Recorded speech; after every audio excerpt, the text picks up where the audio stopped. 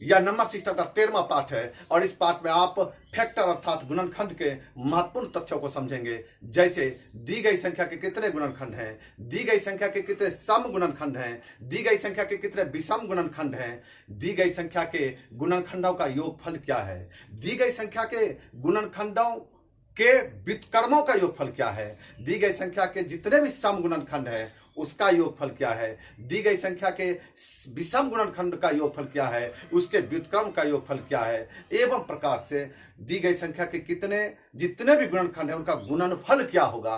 तो इस प्रकार के तथ्यों को जानने के लिए आप लगातार इस वीडियो के साथ बने रहें। तो नमस्कार दोस्तों, मैं हूं प्रभास कुमार और आपका आपके अपने YouTube चैनल अचीवर प्रवक्ता में स्वागत करता हूं।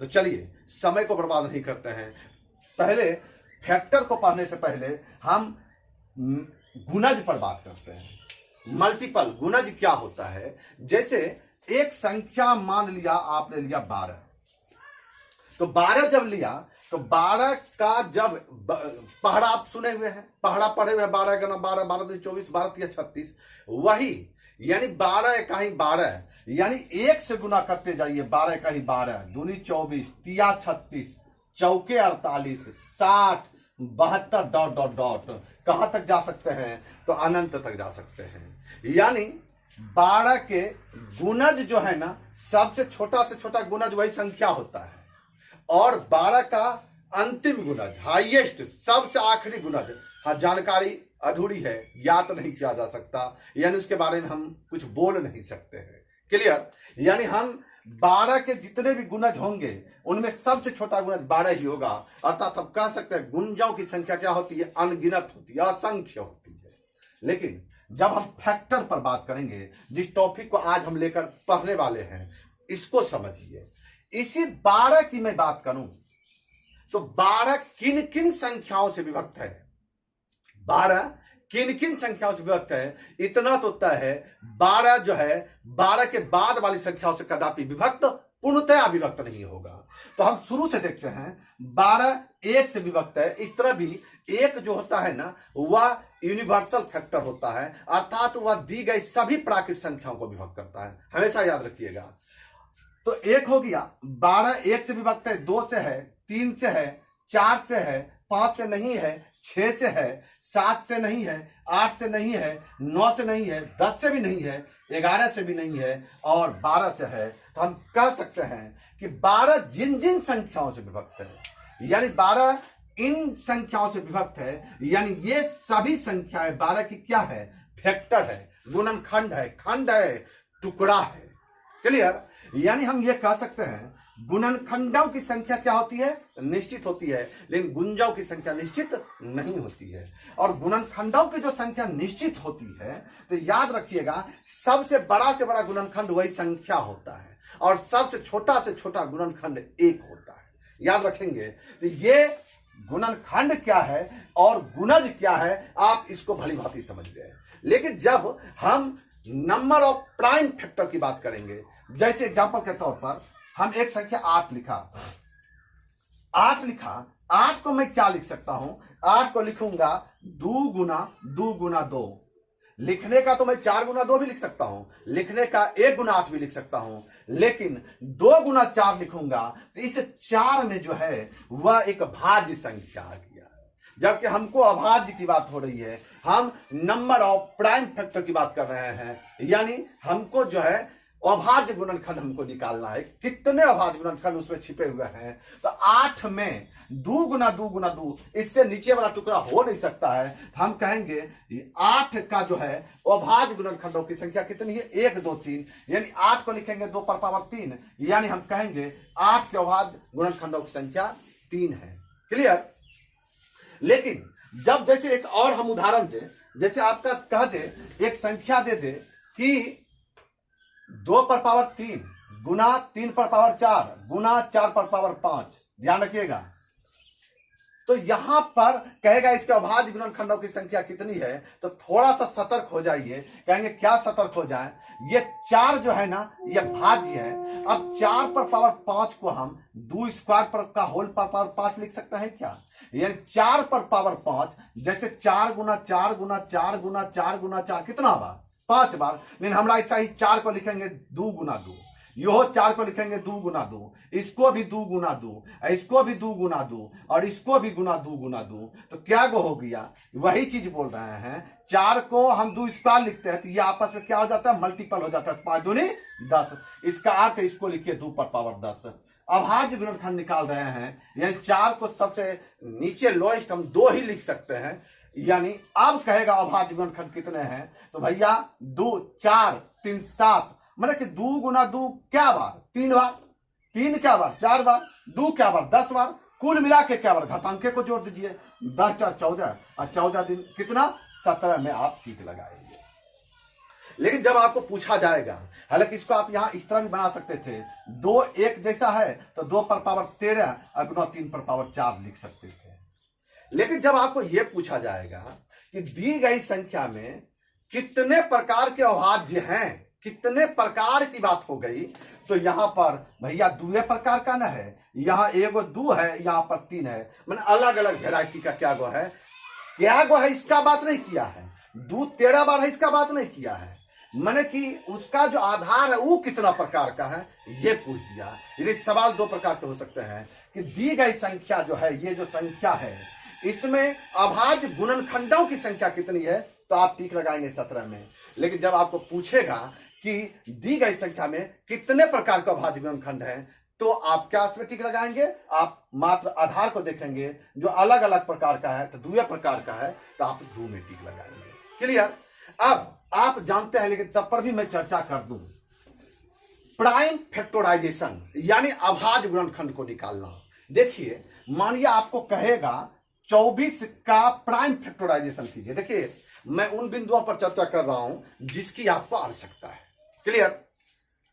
तो 24 का कहेंगे 2 से भागा दीजिए, सबसे छोटा छोटा भागा दीजिए। देखिए आप विभाजिता के नियम को पढ़ चुके हैं, नंबर सिस्टम का 3रा पार्ट है, ठीक है, बेहतर ढंग से वो बताया गया है। मैं बार बार बोल रहा हूं कि जब तक आप सिलसिलेवार पहला वीडियो से ना उठा के देखेंगे तब तक थोड़ा सा दिक्कत हो जाएगा आपको समझने में, ठीक है।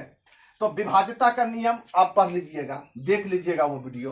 तो ये 24 में आप 2 से भागा देते हैं तो 12 होता है, 12 में भी 2 से भाग लग रहा है 6 होता है, और 2 से भाग लग रहा है 3। तो भैया हम 2 गुना 2 गुना 2, 2 गुना 2 गुना 2 और गुना कितना 3, हम लिख सकते हैं 2 गुना 2 गुना 2 को 2 पर पावर 3 और गुना कितना 3।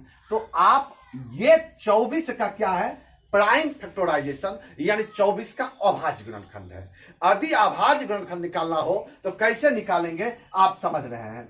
जैसे यहीं पर यदि हमको कहता 200 का अभाज्य गुणनखंड निकालिए, 200 का, तो चलिए हम करते 2 से 100, नहीं 2 से भागा दिया 100, 2 से भागा दिया 50, 2 से भागा दिया कितना 25, 2 से भागा लगेगा, 3 से लगेगा नहीं, 5 से लगेगा, 25 25, यानी 1 2 3, 2 पर पावर 3 गुना 5 स्क्वायर, यानी 100 का प्राइम फैक्टराइजेशन क्या हुआ, यानी अभाज्य गुणनखंड क्या हुआ, 2 पर पावर 3 गुना 5 स्क्वायर।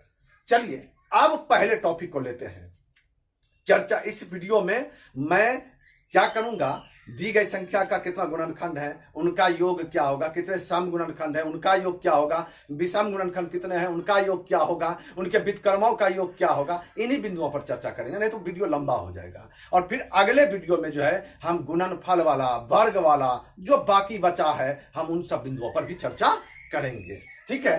तो यहां पर आइए देखते हैं, ये आपका कह दिया। चलिए इसी को लेकर चलता है, क्योंकि प्राइम फैक्टराइजेशन कर लिया है 200 का, 200 का प्राइम फैक्टराइजेशन होता है 2 पर पावर 3 गुना 5 स्क्वायर, यानी 200 का प्राइम फैक्टराइजेशन होता है 2 पर पावर 3 गुना 5 स्क्वायर। अभी आप निकाले हैं तो हम थोड़ा समय काहे के लिए गवाएंगे। यदि आपको पूछ दे कि 200 के अब गुणनखंडों की संख्या कितनी होगी, देखिए संख्या छोटा था 12, क्या था 12, एक छोटे संख्या को पहले ले लें, दोनों तरीका से बना लें, आपके समझ में आ जाएगा। तो 12 का फिर 200 पर बात करेंगे, तो 12 को आप क्या लिखे थे? 2 स्क्वायर और गुना 3 लिखे थे, नहीं 2 स्क्वायर गुना 3 लिखे थे, यानी ये अभाज्य गुणनखंड हो गया। चलिए इससे और थोड़ा एक छोटा कर लें जो कि आप बेहतर समझ पाए। मानिए आपको कहा था 8 के कितने गुणनखंड हैं, तो ये आप बनाने का तो इसको बना लेंगे कि भैया 12 का जो है ना 1 होगा, 2 होगा, 3 होगा, 4 होगा, 6 होगा और 12 होगा। भैया 8 का बनाएंगे, 1 होगा, 2 होगा, 4 होगा और कितना 8 होगा। ठीक है, लेकिन 200 का जब कह देगा, 2000 का कह देगा, 360 का कह देगा, 31,460 का कह देगा कि कितने गुणनखंड होंगे, तब आप वहां पर क्या हो जाएंगे? फंस जाएंगे। क्लियर? तो इसलिए मैं छोटा संख्या ले रहा हूं, तब उससे थोड़ा बड़ा पर चर्चा करूंगा, फिर उससे बड़ा पर चर्चा करूंगा और तब आपका कॉन्सेप्ट पूर्णतः क्या होगा?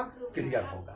तो आप एक चीज बताइए, ये निकालने के लिए हम तरीका से यदि आए तो हम 8 का जब अभाज्य गुणनखंड करते हैं, यानी पहला स्टेप है कि संख्या का प्राइम फैक्टराइजेशन कीजिए, यानी संख्या का क्या कीजिए? अभाज्य गुणनखंड निकालिए। तो 8 का होगा क्या? 2 पर पावर 3। तो यहां घातांक 2 पर पावर 3 है, तो सेकेंड स्टेप में क्या करेंगे? हम 2 पर पावर 3 जब लिखना स्टार्ट करेंगे ना, देखिए इसका एक गुणनखंड जो 1 भी है, इसका अर्थ हमको 2 पर पावर 0 लेना पड़ेगा, क्योंकि किसी भी संख्या का घातांक यदि 0 होता है तो उसका मान, उसका वैल्यू 1 होता है। क्लियर? अब दूसरा, चूंकि हमको 3 घातांक तक लिखना है, उसके बाद 2 पर पावर 1 लेना है। जी सर, 2 पर पावर 1 आ गया, यानी ये 1 को 2 पर पावर 0, ये 2 को 2 पर पावर 1, ये 4 को 2 पर पावर 2 और ये 8 को 2 पर पावर कितना? 3। ये सजाने का तरीका है, स्टेप बाय स्टेप। ठीक है, आपने डायरेक्ट लिखा, यानी फर्स्ट स्टेप में आपने क्या किया? फर्स्ट स्टेप में किया अभाज्य गुणनखंड निकाला, और अभाज्य गुणनखंड निकालते हुए आप जो घातांक है उसका घातांक 0 से स्टार्ट करते हुए, अलग अलग आधार वही रखेंगे लेकिन घातांक 0 से स्टार्ट करते हुए जहां तक उसका घातांक है लिख देंगे। क्लियर? तो यहां पर कोई दिक्कत है नहीं। दिक्कत आपका ये अलग अलग आधार है, तो हम इसको समझते हैं। अब इसको जब बनाते हैं, जब देखिए ये 2 स्क्वायर को हम क्या लिख सकते हैं? 2 पर पावर 0 नहीं, यदि 2 स्क्वायर का बात होगा तो क्या क्या होगा? 4 का क्या क्या क्या गुणनखंड होता है? 1 होता है, 2 होता है, 4 होता है। अर्थात 2 स्क्वायर का 2 पर पावर 0, 2 पर पावर 1 और 2 पर पावर 2 गुणनखंड होता है। क्लियर? इसका गुणनखंड क्या होता है? 2 होता है, मतलब 2 पर पावर 0 तो 1 होता है, 2 पर पावर 1 तो 2 होता है, 2 पर पावर 2 तो 4 होता है। और इसका जो गुणनखंड होता है 3 का क्या गुणनखंड होता है? 2 का गुणनखंड होता है 1 और 3। इसका अर्थ है ये हो जाएगा 3 पर पावर 0 और 3 पर पावर कितना? 1। अब एक चीज बताइए, जब आप इसको हल करेंगे, ये 1, ये कितना? 2, ये 4, ये आपका हो जाएगा 1 और 3। तो हमको एक चीज बताइए, ये 1 इकाई 1 तो कोई फर्क नहीं पड़ेगा, लेकिन ये 2 तिया 6 और 4 तिया 12, माने कि 12 का गुणनखंड 6 होता है, 12 का गुणनखंड क्या होता है? 4 तिया 12 होता है। यानी आपको सिलसिलेवार ढंग से इन तीनों को बारी बारी से इससे गुना, फिर इन तीनों को बारी बारी से इनसे गुना, या आप ऐसा कर सकते हैं कि इसको ये दोनों को बारी बारी से इन तीनों के साथ गुना करेंगे, तब आपका फाइनल गुणनखंड आएगा। यानी हम क्या करेंगे? 1 का 1 के साथ गुना किया 1 के, 1 का 3 के साथ गुना किया तो 3, फिर 2 का 1 के साथ तो 2, 2 का 3 के साथ तो 6, 4 का 1 के साथ तो 4, 4 का 3 के साथ तो 12। मेरे पास ये सारा फैक्टर सेम टू सेम आ गया। आप कहेंगे ये लेंथी प्रोसेस आप क्यों बता रहे हैं? इस तरह क्या संभव है? पॉसिबल है? इतना समय है मेरे पास? नहीं भैया, नहीं है। आप इसको टेक्निक अपना लीजिएगा। क्या टेक्निक अपनाए? अब देखिए, यहीं से हम टेक्निक अपना लेते हैं। पहला स्टेप, आप अभाज्य गुणनखंड निकालते हैं। निकाले 2 पर पावर 2 गुना 3 पर पावर 1 हुआ। अब हुआ क्या?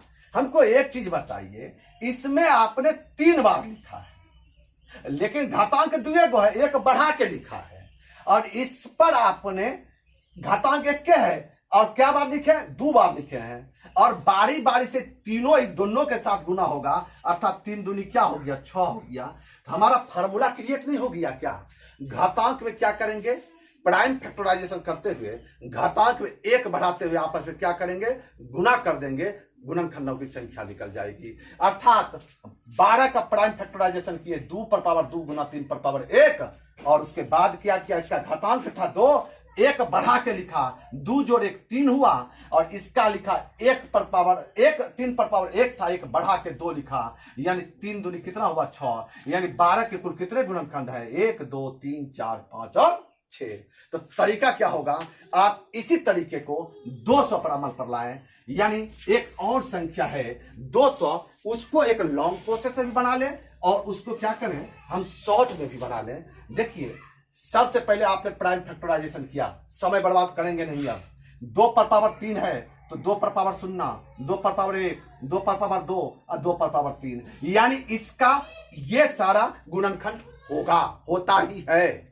उसके बाद गुना है, इसका होगा 5 पर पावर 0, यानी 5 स्क्वायर का, यानी 25 का 1 भी होता है, 5 पर पावर 1 को होता है, 5 स्क्वायरो होता है।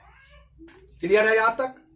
अब भैया हमको एक चीज बताइए, ये यदि 1 है तो 1 5 5 तो होता है, और 2 5 10 तो होता है 200 का, यानी बारी बारी से क्या होगा, गुना होगा, यानी 2 स्क्वायर 2 पर पावर 0 तो 1, ये 2, ये 4 और ये 8, और ये गुना हो जाएगा 1 5 और क्या 25। अब ये चारों इन तीनों के साथ बारी बारी से गुना होगा, तो हमारा तो फैक्टर बोल दीजिएगा, तुरंत कहिएगा 4 या 12। तो यहां फैक्टर यदि बोल दिए तो सीधा कहिए ना, घातांक 3 है, 1 जोड़िए 4 और 2 में 1 जोड़िए 3, 4 या 12 लिख दीजिए। मैंने इतना मत कीजिए, 1 के साथ हुआ 1, मैंने गुना हुआ, 1 5 के साथ हुआ 5, 1 25 के साथ हुआ 25, फिर 2 1 ही 2, 2 5 है 10, 2 25 50 नहीं, और 2 4 1 ही 4, 4 5 20, और 4 गुना 25 100, फिर 8 1 ही 8, 8 5 40, और 25 गुना 8 200। इतना हमको संभव करना है नहीं, क्योंकि हमको सिर्फ पूछा है कि कुल कितने गुणनखंड हैं, इसको यही बताना है। तो हम क्या करेंगे, दी गई संख्या का प्राइम फैक्टराइजेशन करेंगे, उसके बाद प्राइम फैक्टराइजेशन आप समझ रहे हैं, यानी आधार उसका अभाज्य होना चाहिए। क्लियर? आधार ये हुआ, घातांक ये हुआ, इस संख्या में 2 आधार है, 3 घातांक है, तो आधार किस रूप में होना चाहिए, याद रखिएगा, अभाज्य के रूप में होना चाहिए।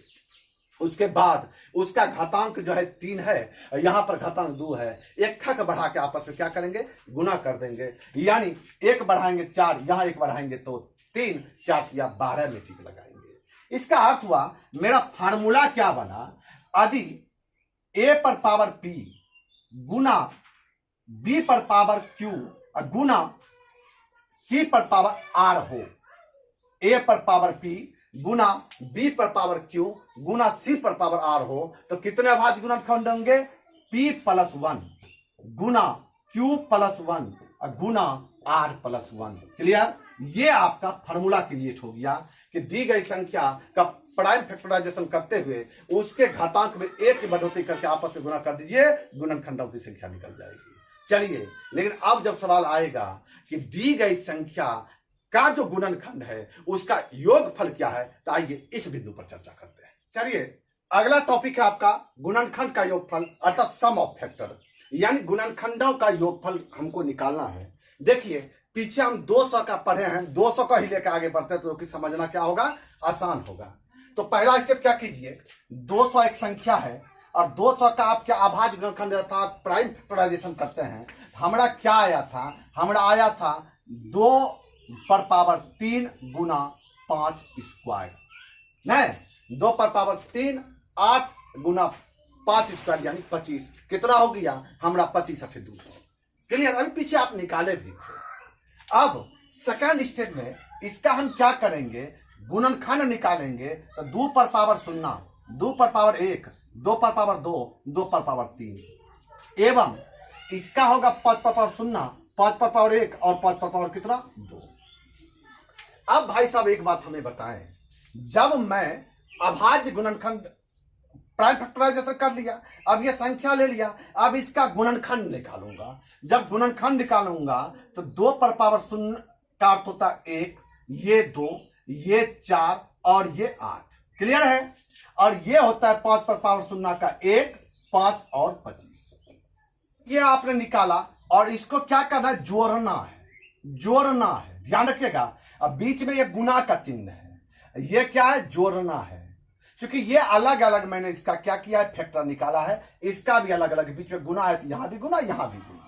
हालांकि कुल फैक्टर यदि हमको निकालना होगा, इसको यदि क्रियाकलाप करना होगा, तब एक चीज हमको बताइए। चलिए इसको छोड़ दीजिए, 2 गुना 3 और गुना यहां पर ये सॉरी 2 जोड़ यहां 3 रहता और गुना 5 रहता, तो 5 दूनी 10 और 5 तिया 15, मतलब 5 दूनी 10 और जोड़ 5 तिया 15, आप 25 बोलते हैं न।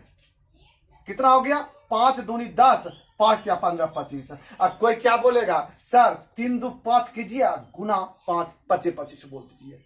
आपकी मर्जी, आप किस प्रकार से करते हैं वही चीज। चलिए मैं थोड़ा लॉन्ग में चलता हूं। इसको मैं क्या लिखता हूं, इसको मैं लिखूंगा, ये चूंकि हमको क्या करना है, जोड़ना है इसको भी, तो हम इसको बारी बारी से एक दूसरे के साथ गुना करते हैं, यानी फैक्टर भी निकाल रहे हैं। तो आप निकालते 1 इकाई 1, 1 पचे 5, 1 गुना 25 25, जोड़ जोड़ 2 इकाई 2, 2 पचे 10, 2 पचे 10, 2 गुना 25 50, उसके बाद 4 इकाई 4, 4 पंचे 20 और 4 गुना 25 100, और जोड़ 8 इकाई 8 40 और 200। हमको लगता है यहां समझने में कोई दिक्कत होना नहीं चाहिए, लेकिन क्या ये इतना बड़ा योग करना वो भी कॉम्पिटिटिव एग्जाम में संभव है क्या?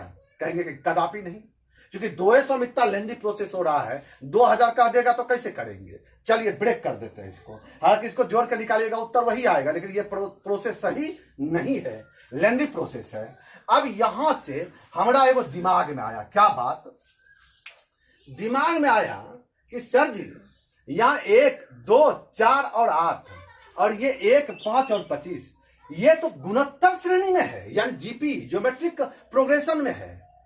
नहीं, आप अगला जो चैप्टर आएगा फैक्टर के बाद हम एपी जीपी और एचपी पर ही चर्चा करने वाले हैं। यहां पर आ गया तो थोड़ा समझ लें, थोड़ा चर्चा कर लें। देखिए एपी समानांतर श्रेणी होता है और जीपी ज्योमेट्रिक गुणोत्तर श्रेणी होता है। तो यहां पर क्या है, 1 दूनी 2 और 2 दूनी 4, 4 दूनी 8, यानी गुणोत्तर श्रेणी में है। और गुणोत्तर श्रेणी में जब इस रूप में रहे, जहां पर 2 पदों का यानी 2/1 बराबर 4/2 हो, इस रूप में रहे। हम ज्यादा डीप में नहीं जा रहे, ज्यादा डीप में पढ़ेंगे कहां पर, हमारा जो है पढ़ेंगे आपका अगला जो आएगा टॉपिक उसमें, यानी आगे हम एपी जेपी को ही लेकर चलेंगे, ठीक है।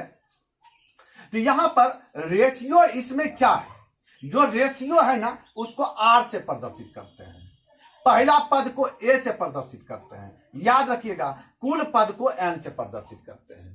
तो हमको कहेगा कि एसएन बराबर क्या होगा, याद रखिए एसएन बराबर पूछ दे क्या होगा, यानी एसएन बराबर जीपी में एसएन बराबर क्या होगा। यदि गुणोत्तर श्रेणी है तो उसका फार्मूला उनके योग का क्या होगा, तो आप जानिए उसका योग बराबर होता है क्या, एसएन बराबर क्या होता है, ए इंटू आर पर पावर एन -1 बटा आर -1।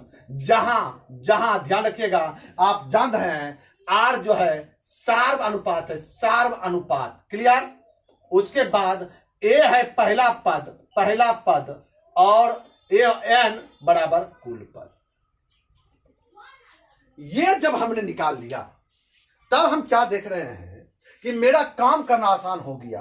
काम करना आसान क्या हो गया, हम जानते हैं क्या, यहां पर तुरंत निकालेंगे। आदि 2 पर पावर 3 है तो एन का वैल्यू क्या होगा, एन का वैल्यू 1 बढ़ा के 4 होगा, कुल पद क्या होगा, 4 होगा। दूसरा बात क्या है कि हमको ए निकालना है, तो ए हमेशा याद रखिएगा 1 ही होता है, नहीं 2 पर पावर 0, 3 पर पावर 0, 5 पर पावर 0 कहीं होगा, पावर 0 से स्टार्ट होगा, 1 होगा। और आर रेशियो जो होता है ना, रेशियो जो आधार है ना वही होगा। रेशियो क्या होगा, देखिए यहाँ 5 है तो आप जब लिखिएगा 5 पर पावर 0, 5 पर पावर 1, 5 पर पावर 2, तो भाई 5/1 25/5 जो आधार है वही रेशियो होता है। इस कंडीशन के लिए यानी रेशियो क्या हो जाएगा, यहां पर हो जाएगा 2। अब फार्मूला पर सजा दीजिए इसको, क्या लिखेंगे, लिखेंगे ए गुना ए तो 1 के होता है, इसका अर्थ हम एक गुना कितना आर पर पावर एन, आर है कितना 2 और 2 पर पावर एन, एन कितना है 4 है, घटाओ कितना, घटाओ 1 बटा आर माइनस कितना 1 यानी 2 घटाओ 1, फिर गुना कितना हो जाएगा, गुना करेंगे यहां पर हो जाएगा 1 गुना एफ आर पर पावर, आर है 5 नहीं 5 पर पावर एन, एन है 3 घटाओ 1 बटा कितना आर घटाओ 1, आर कितना है भैया, आर तो आपका रेशियो 5 है तो 5 घटाओ 1, क्लियर। अब देखिए हल कीजिए, 2 पर पावर 16 घटाओ 1 15, 15 बटा 1 गुना यहां पर हो जाएगा 5 पर पावर 3 कितना, 5 पर पावर 3 125 घटाओ 1 124 बटा 4 तो 4 तिया और 31। अब 15 गुना 31 कितना होता है, 15 का ही 15, 15 का ही 15, 15 के 5 वगैरह 1, 15 तिया 45 1 46, यानी आप किस पे टिक लगाएंगे 465 में टिक लगाएंगे। आप इसको भी जोड़ेंगे तो 465 आएगा और इसको भी इस तरह जोड़ेंगे तो 465 ही आएगा। चलिए यहां पर एक संख्या दिया है और फैक्टराइजेशन करके दिया है भाज्य गुणनखंड के रूप में और कहता है उसका योगफल क्या होगा। तो आप एक चीज बताइए, अभी तो आप सीखे हैं ना, क्या सीखे हैं, शॉर्ट में कैसे बनाएंगे, तेजी में कैसे बनाएंगे। आपको जीपी फॉर्मूला याद रखना पड़ेगा। जीपी का क्या होता है, एस एन बराबर होता है ए इंटू आर पर पावर एन माइनस 1 बटा आर माइनस 1, जहां ए पहला पद, आर 2 पदों का रेशियो, पहला और दूसरा पद का रेशियो, एन दी गई कुल संख्या, क्लियर। तो आप तुरंत बनाएंगे। अब आप एक चीज बताइए, यहां पर इस तरह के कंडीशन में पहला पद क्या होता है 1 होता है, यानी हमारा फार्मूला आर पर पावर एन माइनस 1 बटा आर घटाओ 1 लेकर चल सकता हूं, और ज्यादा माथापच्ची नहीं करूंगा, क्योंकि यहां पर ए का मान 1 के होता है, उसको हटा देंगे। है अगला तरह का क्वेश्चन जो आएगा, हम जो स्पेशल चैप्टर पढ़ेंगे ए का प्रयोग करेंगे, लेकिन यहां पर ए जब जानते 1 ही होता है तो कोई बात नहीं, हटा दीजिए। आप जल्दी से बनाइए। दूसरा चीज क्या जानते हैं, दूसरा चीज जानते हैं कि एन जो होता है, एन दी गई कुल संख्या होती है, तो घातांक कितना है 7, दी गई कुल संख्या कितना हो जाएगा 1 बढ़ा के 8 नहीं, क्योंकि 2 पर पावर 0 लेंगे तो एन 1 बढ़ा के ले लीजिएगा तेजी में। आर क्या होता है, आर तो आप जानते करते हैं, जो आधार होता है वही आर होता है, हमको ज्यादा माथापच्ची करना न है, एक्शन में आ जाइए, तुरंत लिखिए, रेशियो 2 होता है, पावर लिखेंगे 8 घटाओ 1 बटा कितना 2 घटाओ 1, क्लियर। गुना 3 पर पावर 5 है तो कितना लिखेंगे, हमारा आर होगा 3 लिखेंगे, लेकिन 3 पर पावर 6, कोई दिक्कत, क्योंकि आर 3 होगा, रेशियो 3 होगा, लेकिन हम यहां ऊपर में 6 काहे लिखे, क्योंकि 3 पर पावर 0 लेगा, कुल का गिनती करना है।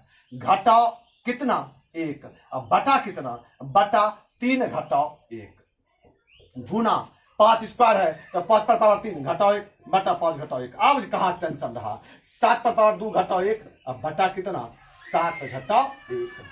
अब इसको आप हल कर लीजिए, इसको जो हल करके आएगा मान वही आपका क्या होगा, उत्तर होगा। हो सकता है कॉम्पिटिटिव एग्जाम में इसी तरह का ऑप्शन सजा के दे दे, क्लियर। सिर्फ आपको देखे कि आप जानते हैं या नहीं जानते हैं। चलिए आगे बढ़ते हैं और इनके व्युत्क्रमों के योगफल को समझते हैं, यानी दी गई संख्या के गुणनखंड के जितने भी गुणनखंड है उनके व्युत्क्रमों का योगफल किस प्रकार से निकालेंगे। तो इसको देखिए, मानिए एक संख्या में 24 लेता हूं, इसको समझता हूं, एक संख्या 24 लेता हूं, छोटा संख्या लेकर मैं बनाता हूं। तो 24 लिया, अब तुरंत खत्म कर देते हैं, 24 लिया, 24 का फैक्टराइजेशन करते हैं 8 तिया 24, यानी 2 पर पावर 3 गुना कितना तिया 8 तिया 24। अब आप कहेंगे सर जल्दी कीजिए, 2 पर पावर 0, 2 पर पावर 1, 2 पर पावर 2, 2 पर पावर 2 और गुना 3 पर पावर 0 और 3 पर पावर 1। फिर इसको आप लिखेंगे सर 1, 2, 4 और 8, इसको लिखेंगे 1 और 3। फिर आप क्या करेंगे, आप करेंगे सर जी, आप करेंगे कि आप पूरे लिखिए 1, फिर इसके साथ गुना, यानी 1 भी होगा, 1 तिया 3 भी होगा, 2 भी होगा, 2 तिया 6 भी होगा, 4 भी होगा, 4 तिया 12 भी होगा, 8 भी होगा, 8 तिया 24 भी होगा। कोई दिक्कत। अब जब हम क्रियाकलाप करते हैं, तो हम थोड़ा इसको अरेंज कर लेते हैं, जो अच्छा लगे, सजान लिखते हैं। 1 2 1 2 3 4 6 4 6, उसके बाद 8, उसके बाद 12, उसके बाद 24। क्लियर? ये मेरा ये गुणनखंड है। इतना हमको यहां तक समझने में हमको लगता है कोई दिक्कत होना नहीं चाहिए। गुणनखंड निकाल लिए, लेकिन बोला है उसका व्युत्क्रम का योगफल क्या होगा। पहले कॉन्सेप्ट क्लियर कर लीजिए, निचोड़ तो मैं 1 सेकंड में बता दूंगा। कॉन्सेप्ट क्लियर रहेगा, आप मजबूत अपने आप को महसूस करेंगे। अब इसका व्युत्क्रम मैंने 5 का व्युत्क्रम होता है 1/5, 2 का व्युत्क्रम होता है 1/2, 5/3 का व्युत्क्रम होता है 3/5, यानी अंश के स्थान पर हर के स्थान पर अंश आ जाता है। क्लियर? तो इसका व्युत्क्रम होगा 1/1 जोड़ 1/2 जोड़ 1/3 जोड़ 1/4 1/6 1/8 जोड़ 1/12 जोड़ 1 कितना 24। क्लियर है? यानी इसको जोड़ना है। जब मैं जोड़ता हूं तो जरा सोचिए, इसका एलसीएम तो 24 होगा। क्या होगा? 24 होगा। अब जब 24 होगा भाई साहब, तो अब एक रूल के तहत भिन्न का जोड़ है। 1 से 24 से भागा दिया, बस 24 का ही 24 जोड़, 2 से भागा दिया 12 का ही 12, 3 8 जोड़ 8, 4 छके जोड़ 6, 6 चौके 8 तिया 12 दूनी 24 का ही। हमरे दिमाग में घंटी बजा, हमरे दिमाग में घंटी बजा। क्या घंटी बजा?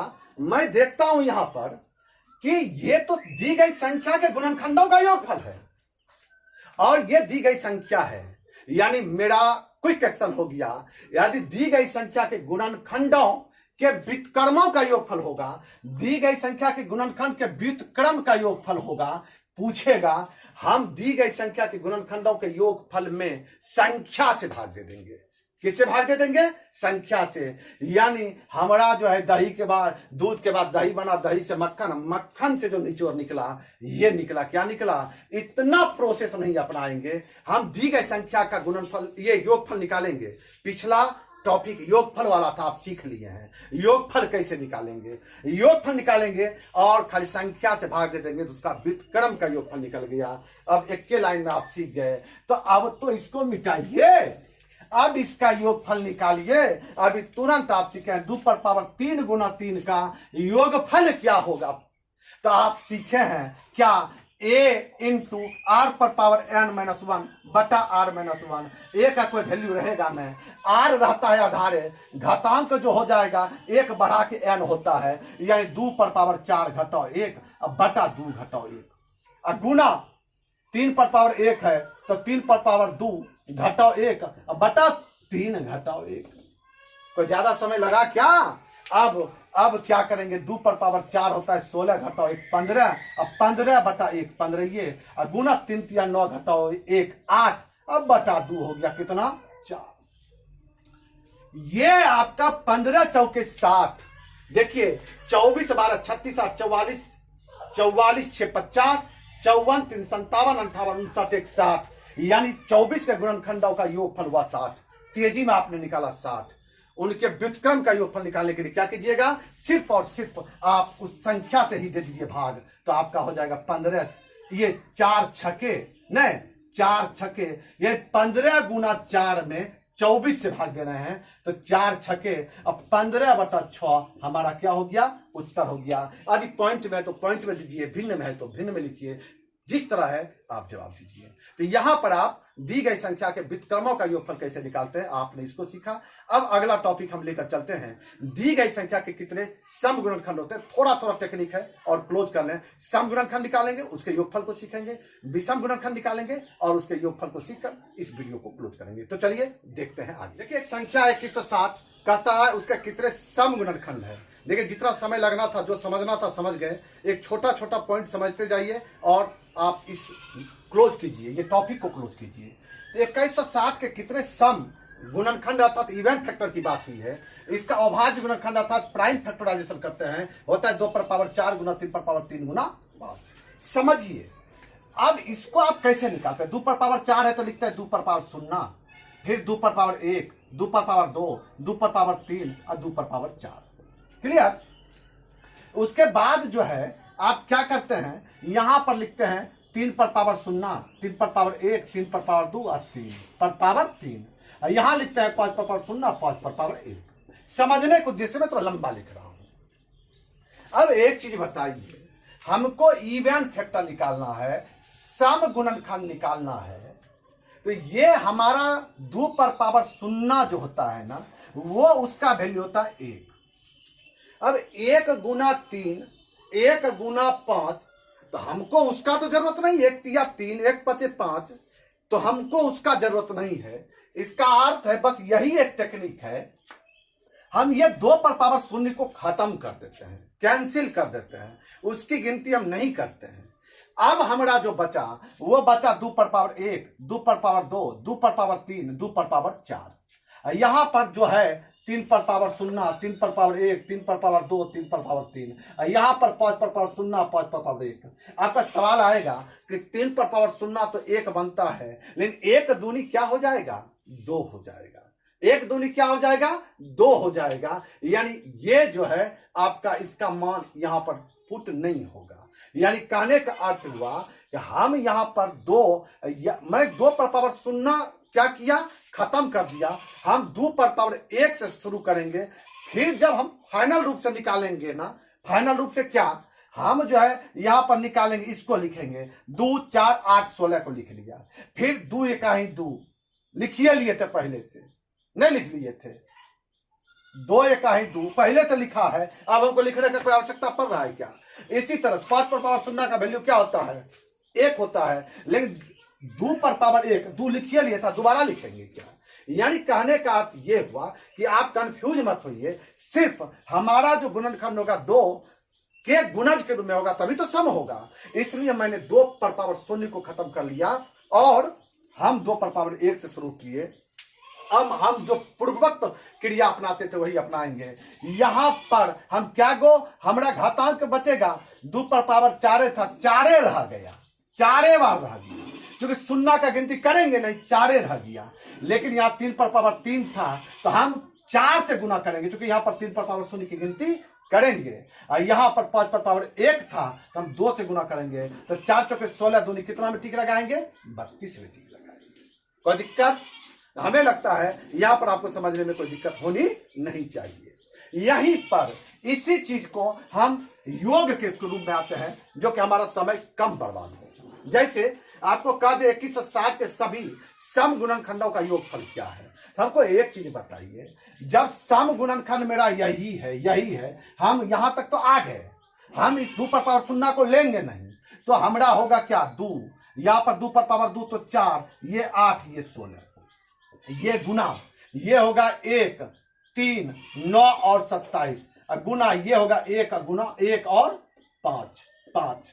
इन सब को जब जोड़ेंगे, क्या करेंगे, जोड़ेंगे, ये जोड़ेंगे फिर गुना, ये जोड़ेंगे, क्रियाकलाप करते हैं, ये जोड़ेंगे, यानी इसको जोड़िए, इसको जोड़िए, इसको जोड़िए, फिर तीनों को क्या कीजिए, गुना कर दीजिए। तो हम क्या देखते हैं, हम उसी निचोड़ पर पहुंचे हैं कि ये मेरा जीपी फॉर्म है, जीपी फॉर्म में, ज्योमेट्रिक प्रोग्रेशन में, ये भी जीपी फॉर्म में, ये भी जीपी फॉर्म में। आप में क्षमता है 16, 24, 4, 28, 30 गुना 27, 30, 40 गुना 6, यानी 4 या 12, 6 के 72, 100 में आप टिक लगा सकते हैं। ये लॉन्ग प्रोसेस हो गया, हम फार्मूला के आधार पर आना चाहते हैं, इसलिए हम ये जीपी जप रहे हैं। क्लियर। तो हम क्या करेंगे, हम एक ही चीज ध्यान में रखते हैं, पिछला योग आप कैसे निकाले थे, याद कीजिए। पिछला योग जो आप निकाले थे ना, आप सीधा आधार आर के लिए 2 लिए थे, घातांक यदि 4 था तो n को 5 मान लिए थे न, और 1 को 1 ही मानकर चलेंगे। लेकिन यहां पर सतर्क होना है, क्या, यहां पर चूंकि हम 2 से स्टार्ट कर रहे हैं, चूंकि 2 पर पावर 1 से स्टार्ट कर रहे हैं, 2 पर पावर शून्य को छोड़ दिए हैं, तो इसके लिए मेरा a होगा 2, पहला पद 2, ठीक है, जो आधार है वही पहला पद होगा, r होगा वो भी होगा 2, यानी रेशियो भी आधार जो होगा वही होगा, और n का मान जो घातांक है वही होगा, सिर्फ और सिर्फ इसके लिए, इस टर्म के लिए। और इसके लिए क्या होगा, इसके लिए जो पहले बताए हैं वही होगा, क्या, a बराबर होगा कितना 1, तो 1 का तो कोई वैल्यू होगा नहीं, यानी आर पर पावर n माइनस 1 बटा आर माइनस 1 का ही क्रियाकलाप हम करेंगे, जहां आर क्या होगा, आर होगा आधार जो है 3 नहीं, और n क्या होगा, n घातांक में 1 बढ़ाकर बात करेंगे।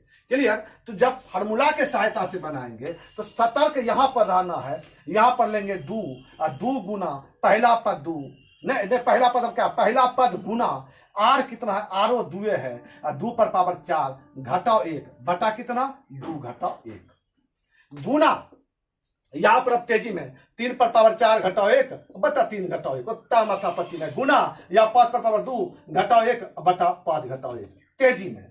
अब देखिए 2 पर पावर 4 होता है 16 घटाओ कितना 1 15 दूनी 30 बटा 1 तो 30 है। यहां पर 4 पर पावर 3 पर पावर 4 होता है 81 घटाओ 1 तो 80 बटा 3 घटाओ 2 तो 2 यानी 40 होगा और गुना यहां पर 25 घटाओ 1 कितना 24 और 24 भागा 4 तो 6 तो 4 तिया 12 6 के 72 यहां भी तो 72 आएगा।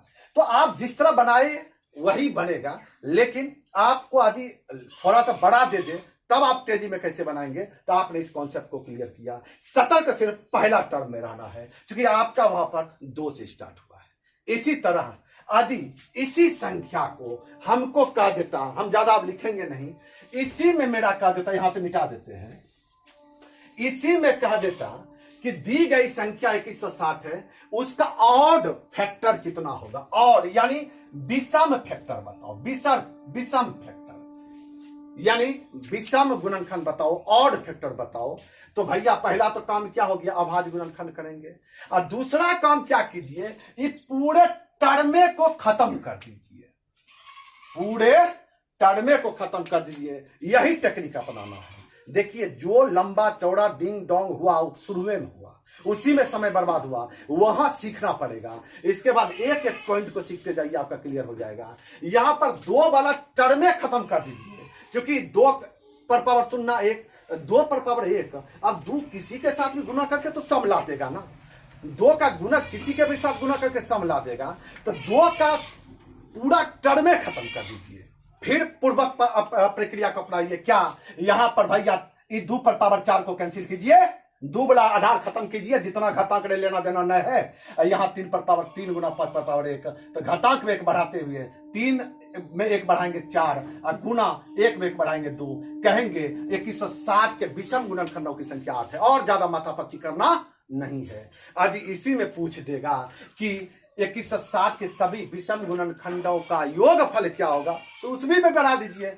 बोले तो 2 पर पावर 4 को खत्म कीजिए, ये टर्मे क्लोज कीजिए, और इसका तो आप जानते हैं एपी फार्मूला, ये जीपी फार्मूला पर बना दीजिए। जीपी फार्मूला पर, इसको जीपी फार्मूला पर तुरंत सजाइए भैया। 3 पर पावर 3 है तो क्या होगा, a इंटू आर पर पावर n माइनस 1 बटा आर माइनस 1। ए का कोई फर्क पड़ेगा नहीं क्योंकि एक ही होगा, तो आर पर पावर n, तो आर जानते हैं 3 होता है, तो 3 पर पावर n ये 1 बढ़ के होता है 3 पर पावर 4 घटाओ 1 बटा कितना 3 घटाओ 1 2, और गुना 5 पर पावर 2 घटाओ कितना 1 बटा 5 घटाओ 1, 3 पर पावर 4 81 घटाओ 1 40 बटा 3 पर पावर 4 81 घटाओ 1 80 80 बटा 2 होता है 40, और गुना 5 स्क्वायर 25 घटाओ 1 कितना होता है 25 घटाओ 1 24, 24 में 4 से भाग देंगे 6, तो 6 के 24 240। यानी आपने अभी पढ़ लिया कि दी गई संख्या 2160 थी, उसके कितने सम गुणनखंड हैं, उसके कितने विषम गुणनखंड हैं, उनके सम गुणनखंडों का योगफल क्या है, और उसके विषम गुणनखंडों का योगफल क्या है।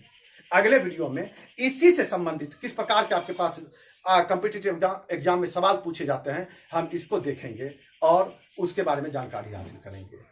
उसके बाद का जो वीडियो आएगा ना, उसमें फिर कॉन्सेप्ट क्लियर करेंगे। क्या दी गई संख्या जो है 12 का गुणज है, ऐसा कितना संख्या है जो 21 को 7 एक दी गई संख्या का गुणनखंड है, या उनका योगफल क्या है, उनके व्युत्क्रमों का योगफल क्या है, दी गई संख्या है उनके गुणनखंड का गुणनफल क्या है। तो इस प्रकार के सवाल जो आएंगे, या दी गई संख्या के कितने पूर्ण वर्ग वाली गुणनखंड है, तो इन सबको इस वीडियो के बाद वाले वीडियो में देखेंगे। फिर उसके बाद वाले वीडियो में हम उनसे संबंधित महत्वपूर्ण सवालों को करेंगे। तो आपका इस वीडियो में बने रहने के लिए दिल से बहुत बहुत धन्यवाद। मिलते हैं अगले वीडियो में।